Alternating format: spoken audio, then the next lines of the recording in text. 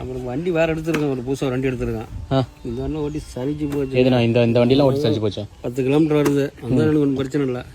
இது கேடிஎம் இதெல்லாம் ஓட்டி சலிச்சு போச்சு. வண்டி இதெல்லாம் எடுத்து சலிச்சு போச்சு. இறக்கிருக்கீங்களா அதாவது? இப்போ இறக்கிருக்கிறீங்களா? வண்டி இறக்கிருக்கிறேன். பசங்க விட்டு பெங்களூர் போய் ஒரு வண்டி ஒன்று எடுத்து சொன்னேன். அம்மாங்க குரூப்பில் பார்க்குறீங்க வண்டி? பார்க்கலாம். ஐயோ இந்த வண்டி தான். அம்மா என்னண்ணா இது? எத்தனை நாள் ஆகுது வண்டி வந்து? அப்படியா? நான் பசங்க விட்டு எடுத்து சொன்னேன்.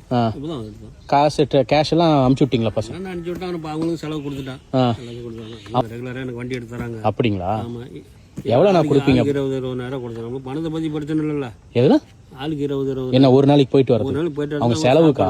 ரூம் செலவு, வண்டி எடுத்து வரதுக்கு 40,000 ரூபா. அப்புறம் அவங்களுக்கா கொடுத்துட்டேன். வண்டி எடுத்துறீங்களா? 12.5 லட்சம். 12.5 லட்சமா? வண்டி எப்படி இருக்கு பாருங்க.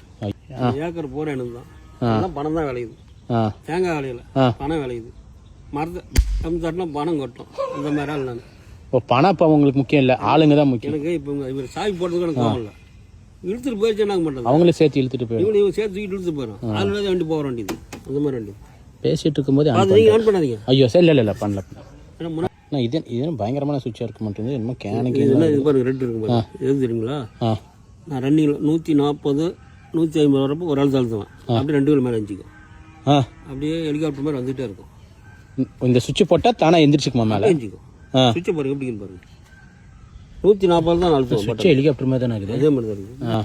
இது தெரியுங்களா? இங்கே பாருங்க. இந்த சுவிட்ச் எது தெரியுங்களா? அது எதுக்கு? இது அழுத்தம்னா ஃப்ரண்ட் டோர் மட்டும் எந்திரிக்கும். இது அழுத்தம் அது தானாவே இல்லை. இந்த சுவிட்ச் அழுத்தணும். அதான் சுவிட்ச் அழுத்தணும். இது அழுத்தம்னா ஸ்ட்ரைட்டாக போகும், எஞ்சிக்கும். ஃப்ரண்ட் டோர் மட்டும் ஏறினா இது அழுத்தணும். இது அழுத்தம்னா ஃப்ரண்ட் டோர் மட்டும் அப்படியே அடிக்கும். இந்த மாதிரி வண்டிங்க. எங்கண்ணாப்பா பசங்களாம் இப்போ அடுத்த ட்ரிப்பு பிளான் வந்து லடாக் போகலான்னு தான் ஐடியாவில் இருக்கிறோம். லடாக்கா? ஆமாம். இவரையும் கூட்டிக்குவேன். நான் பசங்க வந்து ரெடியாக இருக்குங்க. பரவாயில்ல. ஒரு ஆளுக்கு 50 நேரம் செலவுனா கவலை இல்லை. அல்ல நீங்களே போட்டுக்குவீங்களா? போட்டுக்குவேன். அவங்களுக்கு திருப்தியாக இருக்கணும் கூட்டு போகிற ஆளுக்கு.